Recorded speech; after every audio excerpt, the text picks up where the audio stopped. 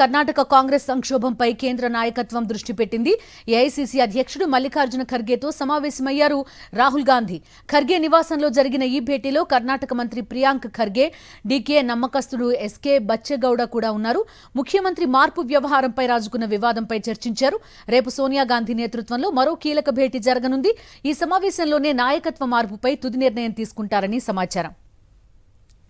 ఉదయం breakfast meeting లో CM సిద్దరామయ్యను కలిసిన డీకే శివకుమార్ సాయంత్రం ఢిల్లీ వెళ్లినట్టుగా తెలుస్తోంది.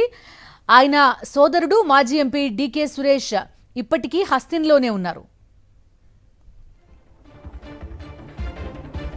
అయితే కర్ణాటకలో సీఎం మార్పు ఖాయమైందనే వార్తలు ఢిల్లీలో వినిపిస్తున్నాయి.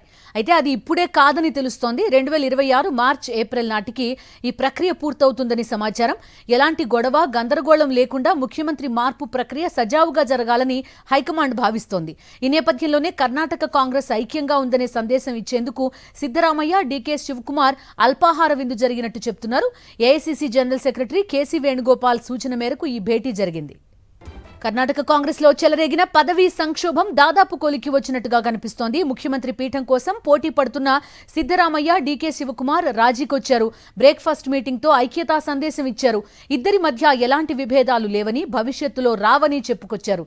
ముఖ్యమంత్రి మార్పు వ్యవహారంలో కాంగ్రెస్ హైకమాండ్ నిర్ణయమే ఫైనల్ అని స్పష్టం చేశారు. హైకమాండ్ నిర్ణయానికి ఇద్దరూ కట్టుబడి పనిచేస్తామన్నారు.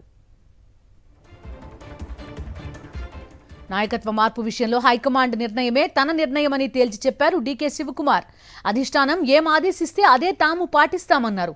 డిసెంబర్ 8 నుంచి ప్రారంభమవుతున్న అసెంబ్లీ శీతాకాల సమావేశాలపై సీఎం సిద్దరామయ్యతో చర్చించినట్టు వెల్లడించారు. బీజేపీ అవిశ్వాస తీర్మానం పెట్టినా గట్టిగా సమాధానమివ్వడానికి అధికార పార్టీ సిద్ధమని స్పష్టం చేశారు. Today myself and the Honorable Chief Minister, we had a breakfast meeting and Mr. CM is also going to come for a lunch or dinner within next few days to my residence. Today we discussed the strategy of 28. We discussed the strategy of 8 assembly session which is going to be held. How to tackle the opposition party. We will do it.